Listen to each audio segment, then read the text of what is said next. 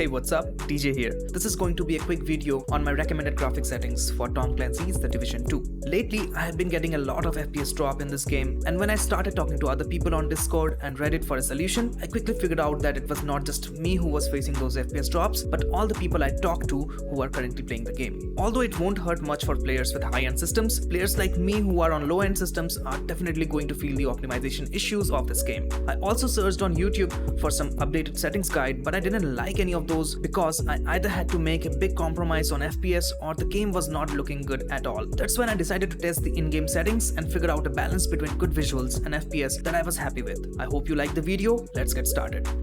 Before we dive into the settings, I wanted to share a few pointers and my system specs. This won't take much time, so please bear with me. Starting with the pointers, number 1, this settings guide is for low to mid-range systems. Number 2, we are looking for best visuals we can get while maintaining a stable 60 FPS in the game. Number 3, there are a couple of settings that you can tweak depending on your system specs. We'll discuss them as we dive into the settings. Number 4, if you have noticed some frame drops below 60 in the video running in the background, it was due to recording with OBS. While testing with these settings, I never dropped below 60 FPS. And number 5, please don't be afraid to tweak the settings as per your need. Take these settings as a base and feel free to make changes. As for my system specs, I'm using an HP Omen 15 laptop with Ryzen 7 4800H CPU, an RTX 2060 as GPU, 16GB of RAM, and 1TB of M.2 SSD. For the OS, I'm using Windows 11. Now, with all that out of the way, let us quickly head over to the video tab in the game. Window mode should be set to full screen. Next, choose your monitor's native resolution and refresh rate. Select your preferred monitor if you are using more than one. Both reduced latency and DirectX 12 render can be set to yes, as during my testing, I did not see any noticeable difference in FPS when turning them on or off. But I did feel some delay in hit registration when reduced latency was turned off.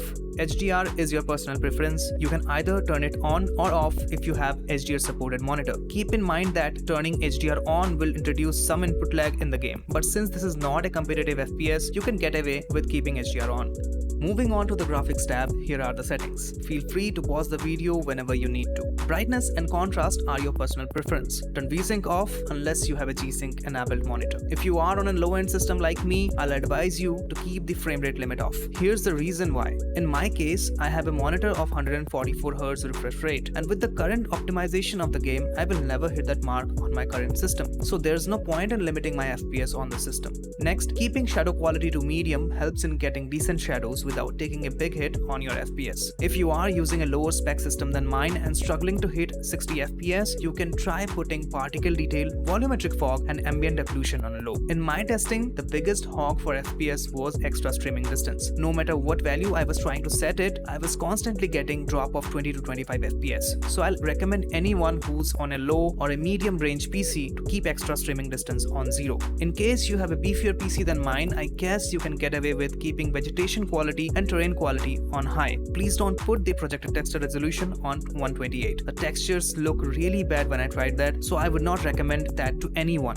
Also, I did not see any difference while turning high resolution textures on or off, but turning it off saved me about 3 to 5 FPS. Same with the water quality. Lens flare is personal preference. I like those light effects when I'm playing a non-competitive game, so I turn it on. I think you will be good with these settings. Don't be afraid to play around with the settings and figure out what suits you the best. If you come across any new findings, please make sure to share. I'd love to hear about it. Also, the reason I have not included any Windows optimization guides in this video is because there are plenty available on YouTube. My personal recommendation would be guides from either Pangano or Troubleshoot. Both are really awesome creators. Follow any of their guides. You will be fine.